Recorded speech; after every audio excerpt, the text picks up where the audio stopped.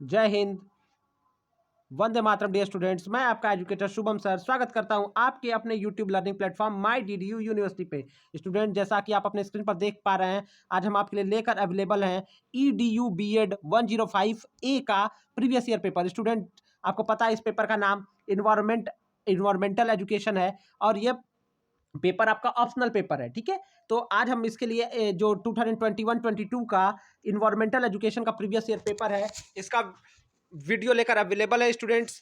तो बिना देर किए हुए आपको ले चलते हैं क्वेश्चन पेपर की तरफ, ताकि आपको पता चल सके कि कैसे प्रश्न आए थे, ताकि आपकी तैयारी बेहतरीन तरीके से हो सके। तो जो पहला प्रश्न आया था वो कह रहा है which of the following cause maximum air pollution. तो कह रहा है कि निम्न में से कौन सा अधिकतम वायु प्रदूषण का कारक है। तो अधिकतम वायु प्रदूषण का कारक कह रहा है स्मॉग, यानी दूसरा का इंसेक्टिसाइड कीटनाशक, इंडस्ट्री, और चौथा कह रहा है ऑटोमोबाइल एग्जॉस्ट। तो इसका राइट आंसर होगा डी, ऑटोमोबाइल एग्जॉस्ट। ऑटोमोबाइल जो ये जो कारण दिए गए हैं, इसमें सबसे ज्यादा प्रदूषण किससे होता है? ऑटोमोबाइल एग्जॉस्ट से होता है स्टूडेंट। दूसरा प्रश्न क्या कह रहा है? दूसरा प्रश्न कह रहा है आपकी स्क्रीन पे कि ओजोन परत में क्षरण यानी डिप्लेक्शन ओजोन लेयर में किसके कारण होता है। तो स्टूडेंट, इसका राइट आंसर CFCS होगा, और ये कार्बन के साथ इसका राइट आंसर क्या? CFCS यानी क्लोरोफ्लोरोकार्बन। तो दिया ना, ये कार्बन बस दिया हुआ है, तो हम इसी के साथ जाएंगे। और ओजोन परत का सबसे ज्यादा क्षरण यानी सबसे ज्यादा डिप्लेक्शन जो होता है वो कार्बन के नाते और CFCS यानी क्लोरोफ्लोरोकार्बन के नाते होता है। तो राइट आंसर ए हो जाएगा। चलिए अगला प्रश्न देख लेते हैं। अगला प्रश्न जो आया है, अगला प्रश्न कह रहा है निम्न में से कौन सा जैव विविधता के संरक्षण का उपाय है। तो कह रहा है राष्ट्रीय उद्यान, नेशनल पार्क, सेंचुरीज, अभ्यारण्य। तीसरा करा है जियोलॉजिकल गार्डन, प्राणी विज्ञान, और डी करा है ऑल ऑफ एबव। तो राइट आंसर हो जाएगा student D, all of above यानी सभी, उपरोक्त सभी। जो नेक्स्ट क्वेश्चन है वो कह रहा है कि निम्न में से कौन जलमंडल पर विकासात्मक गतिविधियों के प्रभाव का एक कारण है। यानी जलमंडल मतलब हाइड्रोस्फीयर पे प्रभाव कौन सा डालता है। तो कह रहा है वायु प्रदूषण, मृदा प्रदूषण, मृदा क्षरण, जल प्रदूषण। तो कह रहा है हाइड्रोस्फीयर पे, यानी जब जलमंडल पे बात करेगा तो प्रभाव किस पे पड़ेगा? जल प्रदूषण से पड़ेगा जलमंडल पे। वो अगर कहता है इन्वायरमेंट पे किससे पड़ रहा है तो सबसे पड़ता, अगर कहता है पर्यावरण पे किससे पड़ेगा तो सभी हो जाते हैं, जल प्रदूषण, वायु प्रदूषण। लेकिन ये बस पूछा है जलमंडल यानी हाइड्रोस्फीयर की बात किया है, तो वाटर पोल्यूशन होगा स्टूडेंट। जो नेक्स्ट क्वेश्चन था वो कह रहा था कि वर्षा जल संग्रहण का मुख्य उद्देश्य पुनर्भरण है। तो वर्षा जल संग्रहण किसका, यानी जो वाटर, जो क्या कहते हैं रेन वाटर हार्वेस्टिंग है, वो किसको बढ़ाता है, किसको आगे किसकी कमी को वो करता है। तो क्या कहता है अंडरग्राउंड वाटर के लेवल को मेंटेन करता है। रेन वाटर हार्वेस्टिंग से क्या होता है, जो वर्षा जल संग्रहण है तो उससे आपको पता है भूजल तालिका जो अंडरग्राउंड वाटर टेबल है, इसको क्या कर देता है, इसको रिचार्ज करता है, इसको बढ़ा देता है। ठीक है, चलिए नेक्स्ट क्वेश्चन है, कह रहा है कि 5 जून 2021 को विश्व पर्यावरण दिवस की क्या थीम रखी गई थी। तो 5 जून 2021 को जो पर्यावरण दिवस की थीम क्या रखी गई थी, तो इसका क्या था? Ecosystem restoration. जो ये प्रश्न आया था स्टूडेंट, ये प्रश्न इतना इंपॉर्टेंट हो जाता है, लेकिन हमको 2022 और 2023 के लिए थीम देख के जाना है और स्लोगन देख के जाना है। तो स्टूडेंट, अगर हम बात करें कि 2022 के लिए जो हमारा ये जो विगत वर्ष था, इसके लिए थीम था ओनली वन अर्थ। याद रखेगा, एकमात्र पृथ्वी जो अपनी है, ओनली वन अर्थ थीम था। ठीक है, स्लोगन था। और इसका पर्पस था लिविंग सस्टेनेबिलिटी, यानी जो थीम का है living sustainability in harmony in nature, यानी एक बैलेंस बना के नेचर में रहना, नेचर में बैलेंस बनाना सबके लिए। ठीक है, तो उसका याद रखिएगा कि 2022 का थीम था ओनली वन अर्थ। नोट कर लीजिए स्टूडेंट्स। साथ ही साथ जो 2023 के लिए थीम रखा गया है, बहुत इंपॉर्टेंट है, जो 2023 के लिए थीम रखा गया है #बीट प्लास्टिक पोल्यूशन, यानी प्लास्टिक पोल्यूशन को हराना है, इसको कम करना है, खत्म करना है। तो बीट प्लास्टिक पोल्यूशन 2023 के लिए वर्ल्ड इन्वायरमेंट डे के लिए थीम रखी गई है, इस बात को याद करके जाइएगा। ठीक है, चलिए नेक्स्ट क्वेश्चन पे बढ़ते हैं। स्टूडेंट्स, अगला क्वेश्चन कह रहा है नर्मदा बचाओ आंदोलन निम्न में से किस बात से संबंधित है। तो देखिए, जब नर्मदा बचाओ आंदोलन जो है स्टूडेंट्स, जो मतलब ये जो स्लोगन है, और ये आपका सरदार सरोवर बांध, अगर स्टूडेंट नहीं दिख रहा होगा तो मेरे शब्दों को ध्यान से सुनिएगा कि सरदार सरोवर बांध से ये संबंधित है, नर्मदा बचाओ आंदोलन। जो नेक्स्ट क्वेश्चन है वो कह रहा है स्टूडेंट, नेक्स्ट क्वेश्चन कह रहा है कि वन जीव सप्ताह मनाया जाता है। वन जीव सप्ताह कब मनाया जाता है? ठीक है, तो जो इसका राइट आंसर हो जाएगा कि जो वन जीव सप्ताह मनाया जाता है। क्वेश्चन ये बहुत इंपॉर्टेंट है इस बार के लिए, तो याद रखिएगा वन जीव सप्ताह जो स्टूडेंट मनाया जाता है आपका 2 अक्टूबर से 8 अक्टूबर के बीच। राइट आंसर ए हो जाएगा 2 अक्टूबर से, from 2 October to 8 October, wild life week. Okay, अगला क्वेश्चन जो है कह रहा है कीटनाशक का प्रभाव सामान्यतः किस पे पड़ता है। तो स्टूडेंट, ये क्वेश्चन तो बहुत अच्छा है, तो किस पे पड़ता है? देखिए, जो कीटनाशकों का प्रभाव पड़ता है वो हमारे किस पे पड़ता है, तो जो आपका ऑप्शन सी कह रहा है कि नर्वस सिस्टम पे पड़ता है। जो ये क्वेश्चन याद रखिएगा कि इसका राइट आंसर हो जाएगा नर्वस सिस्टम, तंत्रिका तंत्र, जिसको हिंदी में कहते हैं स्टूडेंट। ठीक है, अगला प्रश्न देख लेते हैं। अगला प्रश्न कह रहा है कि निम्न में से कौन 3R, जो 3R का कॉन्सेप्ट है तो वो क्या है। तो देखिए 3R जो होता है कि जो 3R है वो इन्वायरमेंट में किसको दिखाते हैं, तो वो रिड्यूस, रीयूज, रिसाइकल को दिखाते हैं। याद रखेगा कि रिड्यूस कम करें, पुनः उपयोग करें, और पुनरावर्तन यानी रिपीट, उसको रिसाइकल, रीयूज करें, रिसाइकल करें। रिड्यूस, रीयूज और रिसाइकल यानी पुनरावर्तन। ठीक है, चलिए अगला प्रश्न देख लेते हैं। अगला प्रश्न जो आया था वो कह रहा है वह समझौता जिसके द्वारा कार्बन डाइऑक्साइड और ग्रीन हाउस गैस CHG का ग्रीन हाउस का GHG का उत्सर्जन कम करना था, यानी वो कौन सा था कि कह रहा है कि वो एग्रीमेंट कौन सा था। तो देखिए जो CO2 का इमिशन को ग्रीन हाउस गैस के जो क्या कर सकते हैं इमिशन को कम करना लक्ष्य था, जो ऑप्शन आपका बी दिख रहा है, क्वेटो जापान 1997 में जो ये समझौता हुआ था, इसके अंतर्गत इसको कम करने का लक्ष्य रखा गया था।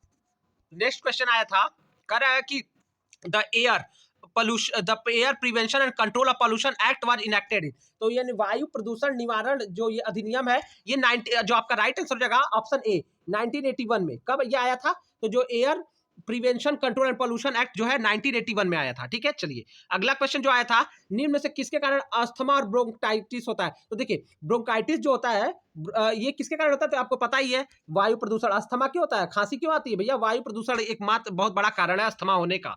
चलिए अगला क्वेश्चन कर रहा है चिपको आंदोलन की शुरुआत की गई थी। देखिए अब चिपको आंदोलन की शुरुआत की गई या जो बात की जाए तो इसका राइट आंसर आपका ऑप्शन है सुंदरलाल बहुगुणा।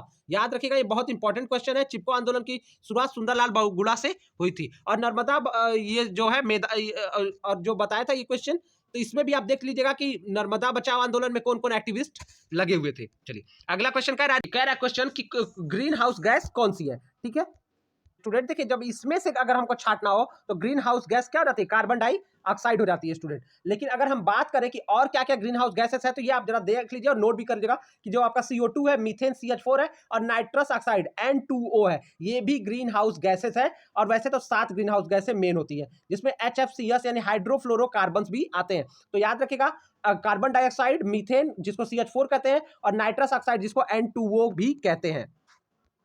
तो कह रहा है स्मॉग है। देखिए अब नाम ही से क्लियर है, स्मॉग में जो SM शब्द है, SMOG जो कहता है स्मॉग बना है, तो SM स्मोक को दिखाता है और OG फॉग को दिखाता है। तो फॉग और स्मोक और फॉग मिलके बनाते हैं स्मॉग। तो वर्ड बना है स्मोक और फॉग से, तो स्मोक क्या है, धुआं और कोहरा है। राइट आंसर आपका ऑप्शन सी हो जाएगा। अगला क्वेश्चन है शोर का मापन होता है। ये तो एकदम आपने भी पढ़ा होगा कि किसमें नापा जाता है, शोर को, ध्वनि को डेसिबल में नापा जाता है। ठीक है, डेसिबल।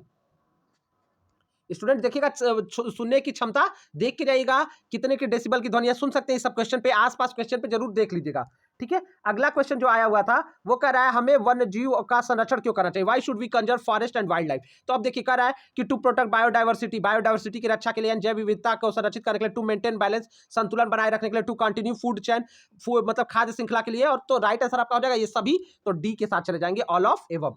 चलिए अगला क्वेश्चन देख लेते हैं। अगला क्वेश्चन जो है आपका कह रहा है किसी पारिस्थितिक तंत्र के में समय के साथ एक प्रगति के साथ दूसरी प्रजाति द्वारा पूर्ण प्रतिस्थापन को कहा जाता है। यानी in ecosystem one type of community totally replaced by another, एक कम्युनिटी को इकोसिस्टम में दूसरी कम्युनिटी द्वारा रिप्लेस कर दिया जाता है एक समय के साथ, तो वो क्या कहलाता है।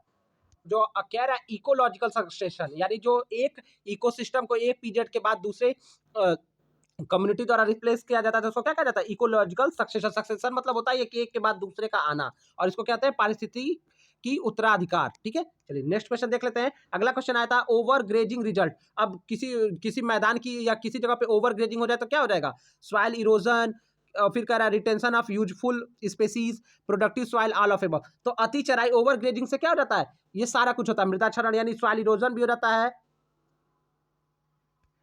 स्टूडेंट इसका ये जो सॉरी इसके साथ ऑप्शन डी इसका नहीं, इसका राइट आंसर हो जाएगा कि अति चराई से देखिए क्या होगा, इससे सॉइल इरोजन होगा, जमीन खराब होगी भैया। उपयोगी प्रजातियों की धारणा, इससे कोई मतलब नहीं है। सॉइल प्रोडक्टिव हो जाएगा अगर कोई जानवर या जब ओवर ग्रेजिंग हो जाती है, जिसको अति चराई कहते हैं, अगर किसी ज्यादा किसी स्थान को चर लें और उसके पूरा वो खत्म कर दे, तो उससे क्या हो जाएगी भैया, मिट्टी खराब होगी। राइट आंसर आपका हो जाएगा ए, सॉइल इरोजन। चलिए नेक्स्ट क्वेश्चन चलते हैं। अगला क्वेश्चन आया वायुमंडल में से निम्न में से किस परत में ओजोन छतरी पाई जाती है। तो ओजोन लेयर जब आप देख के जाएंगे पारिस्थितिक तंत्र जो इकोलॉजिकल सिस्टम है, तो आपको पता ही चलेगा। तो इसमें पूछ रहा है कि ओजोन छतरी किसमें पाई जाती है। ठीक है, तो स्टूडेंट कह रहा है कि जो हमारा ओजोन शिल्ड है, देखिए ये ऑप्शन स्टूडेंट बहुत ध्यान से देखिएगा, क्योंकि हिंदी और इंग्लिश में ऑप्शन अलग अलग हो गया है। तो राइट आंसर जो इंग्लिश में होगा स्ट्रेटोस्फीयर, ऑप्शन सी होगा, लेकिन हिंदी में देखिए स्ट्रेटोस्फीयर जो कहाँ दिया हुआ है, तो वो दिया गया ऑप्शन बी पे। अब देखिए ओजोन शिल्ड तो स्टूडेंट आप जान लीजिए कि स्ट्रेटोस्फीयर में ही पाया जाता है, स्ट्रेटोस्फीयर में ही पाया जाता है। देखिए जो ये क्वेश्चन इतना इंपॉर्टेंट है कि सारी परतें देख के जाएगा कितने से कितना किलोमीटर तक कवर करती हैं, क्या होता है। तो देखिए जो क्षोभ मंडल होता है वो 0 से 12 किलोमीटर धरती से ऊपर होता है, और सारे जो कह लीजिए कि ये मतलब इसमें ये सारा घटनाएं होती हैं, जो मौसमी घटनाएं होती हैं वो क्षोभ मंडल में होती हैं। फिर जो समताप मंडल हो जाता है स्ट्रेटोस्फीयर, इसमें आपका ओजोन परत है। फिर आपका मेसोस्फीयर है मध्य मंडल, उसमें उल्काएं रहते हैं। जो थर्मोस्फीयर आ जाता है स्टूडेंट, जो उसमें उपग्रह चलते हैं। और जो एक्सोस्फीयर यानी जिसमें वाह वायुमंडल जिसको कहते हैं, उसमें अंतरिक्ष यान चलते हैं। तो ये सारी चीजें आप देख जाएगा, तो राइट आंसर यहाँ पे हो जाएगा ओजोन शिल्ड पाया जाता है स्ट्रेटोस्फीयर में। ठीक है, अगला क्वेश्चन कर रहा है पर्यावरण शिक्षा का उद्देश्य क्या है। तो पर्यावरण शिक्षा का उद्देश्य क्या है, देखिए सारा कुछ कि पर्यावरण शिक्षा से संबंधित चेतना यानी कॉन्शियसनेस को बढ़ाना। फिर कह रहा है to teach environment appropriate behaviour यानी पर्यावरण अनुकूल व्यवहार सिखाना, बिल्कुल सही है। फिर कह रहा है create an environmental ethics that faster awareness about ecological interdependence of the economic social and political, यानी पर्यावरण नीति को बढ़ाना एवं सचेत करना कि पारिस्थितिक तंत्र यानी इकोलॉजिकल सिस्टम को आर्थिक, सामाजिक और राजनीतिक सब आपस में जुड़ा हुआ है। तो राइट आंसर हमारा ये सारा सही है, तो डी के साथ चले जाएंगे। और राइट आंसर आपका हो जाएगा स्टूडेंट डी, यानी ये सभी। राइट आंसर आपका इस क्वेश्चन का हो जाएगा डी, ये सभी। ठीक है, ये सारा जो लिखा हुआ है कि अब इसका राइट आंसर ये हो जाएगा। चलिए अगला क्वेश्चन देख लेते हैं। अगला क्वेश्चन जो आया था स्टूडेंट का रहा है खाद्य श्रृंखला कहां से प्रारंभ होता है। तो देखिए अब जो ये फूड चेन स्टार्ट किससे होता है, प्रोड्यूसर से। कह रहा प्रोड्यूसर यानी उत्पादक से हर्बीवोरस। अब हर्बीवोरस देखिए हिंदी में तृणभक्षी, कार्निवोरस मांसभक्षी और ओमनिवोरस सर्वभक्षी। तो देखिए खाद्य श्रृंखला भैया उत्पादक से शुरू होती है, तो राइट आंसर हो जाएगा या फूड चेन। देख के जाइएगा, बहुत इंपॉर्टेंट है, आसान भी, आपको तुरंत समझ में भी आ गया स्टूडेंट। यहाँ वीडियो में समय नहीं है, मेरा वीडियो ऐसे ही काफी लंबा हो जाता है आप लोगों के, और फिर भी मैं कोशिश करता हूं को आपको वीडियो के थ्रू छोटी छोटी बातें बताऊं। तो देखिए प्रोड्यूसर से जाएगा ना, प्रोड्यूसर से फिर जाएगा, फिर हर्बीवोरस होगा, फिर घास को कुछ और खाएगा, फिर उसको तब कार्निवोरस, फिर ओमनिवोरस में सर्वभक्षी हो जाएगा। ठीक है, तो ये सब आप समझ रहे होंगे। अगला क्वेश्चन है एक पारिस्थितिक पिरामिड संदर्भित करता है। तो देखिए अब पारिस्थितिक पिरामिड जो है आपका कुछ ऐसे ही बना रहता है, आप देख लीजिए अपने स्क्रीन पे। तो ये सब लेयर बटे रहते हैं, और इसमें क्या होता है, तो ये किसको दिखाता है, जो तो ये क्या कर रहा है कि ऊर्जा की पिरामिड को, संख्या का पिरामिड को, फिर कर रहा है पिरामिड ऑफ बायोमास, और डी कर रहा है ऑल ऑफ एबव। तो स्टूडेंट्स ये किसको दिखाता है, ये इन सभी को दिखाता है, pyramid of biomass, pyramid number, pyramid of energy. तो डी आपका हो जाएगा कि उपरोक्त सभी को, ऑल ऑफ एबव। चलिए अगला क्वेश्चन जो है कह रहा है the area of environmental education, यानी इन्वायरमेंटल एजुकेशन में क्या क्या था, औपचारिक शिक्षा, निरौपचारिक शिक्षा, फिर कह रहा है दोनों यानी औपचारिक और निरौपचारिक, और कोई नहीं। तो देखिए फॉर्मल और इनफॉर्मल एजुकेशन दोनों आते हैं इन्वायरमेंटल में। मतलब आप स्कूल में सीखिए, बाहर अवेयरनेस प्रोग्राम सीखिए, यानी औपचारिक निरौपचारिक शिक्षा दोनों इसमें से सही उत्तर हो जाएगा। अगला प्रश्न जो आया है, अगला प्रश्न का रहा है पर्यावरण अध्ययन है एक। अब पर्यावरण अध्ययन क्या है, देखिए अब बहुत ये, अगर स्टूडेंट कहें कि हम इंटरडिसिप्लिनरी है तो सही होगा, लेकिन हमारे पास जो ऑप्शन है और उसमें सबसे करेक्ट चुनना है। तो देखिए जो इन्वायरमेंटल स्टडीज होती है वो हमेशा मल्टी डिसिप्लिनरी होती है। अब मल्टी डिसिप्लिनरी मतलब ये बहुत सारे फील्ड को टच करती है, ठीक है। और इंटरडिसिप्लिनरी मतलब तो होता है कि आपसी, इसका प्रयोग उसमें हो जाए, उसका प्रयोग इसमें हो जाए, यानी दोनों डिसिप्लिन का स्टडी आपस में मिलकर हो। लेकिन मल्टी डिसिप्लिनरी मतलब बहु अनुशासनिक अध्ययन, यानी बहुत जगह, बहुत अनंत जगह इसका इस्तेमाल और अध्ययन होता है। इसका सीमा सीमित नहीं है, जैसे चाहे हम चाहे विज्ञान में पढ़ लें, चाहे लिटरेचर में पढ़ लें, चाहे किसी और विषय के साथ पढ़ लें, ठीक है। तो ये सारा इसमें योगदान रहता है। अगला क्वेश्चन है बायोडाइवर्सिटी कंप्राइजेज, यानी बायोडाइवर्सिटी जो है जैव विविधता में क्या क्या आता है। तो जेनेटिक डाइवर्सिटी, स्पेसिफिक डाइवर्सिटी, प्रजातीय विविधता, इकोसिस्टम डाइवर्सिटी, पारिस्थितिक तंत्र विविधता, और ऑल ऑफ एबव। तो राइट आंसर हो जाएगा ऑल ऑफ एबव, यानी ऑप्शन डी के साथ चले जाएंगे, ठीक है, ऑल ऑफ एबव। चलिए अगला क्वेश्चन देखते हैं। तो अगला क्वेश्चन जो आया है, अगला क्वेश्चन कह रहा है कि मानव गतिविधियों द्वारा संशोधित वातावरण को क्या कहा जाता है भैया, यानी जो ह्यूमन एक्टिविटीज से मॉडिफाइड इन्वायरमेंट होता है वो क्या कहलाता है। तो ह्यूमन एक्टिविटीज से उसको क्या कहा जाता है, सीधी सी बात है, जब ह्यूमन एक्टिविटी, अगर देखिए स्टूडेंट अगर क्वेश्चन पलट दे कि मानव का अध्ययन किसमें किया जाता है, तो भी आप जानेगा एंथ्रोपोलॉजी में किया जाता है। मानव के बारे में अध्ययन किसमें किया जाता है, उसके एंथ्रोपोलॉजी में किया जाता है। तो इसका राइट आंसर हो जाएगा एंथ्रोपोजेनिक इन्वायरमेंट, यानी मानव जनित पर्यावरण।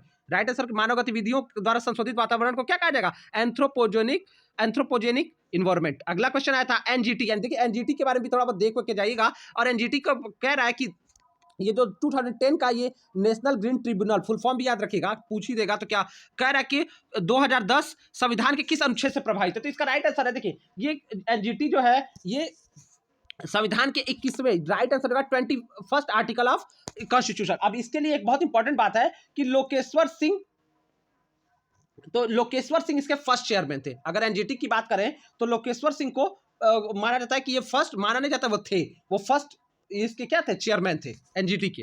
ठीक है, चलिए अगला क्वेश्चन है, सजीव निर्जीव पर्यावरण के बीच, देखिए सजीव यानी जो लिविंग और नॉन लिविंग ऑर्गेनिज्म इन्वायरमेंट को क्या कहा जाता है? तो लिविंग और नॉन लिविंग को क्या कहा जाएगा भैया? लिविंग और नॉन लिविंग मिलके ही क्या बनाते हैं? इकोसिस्टम यानी पारिस्थितिक तंत्र।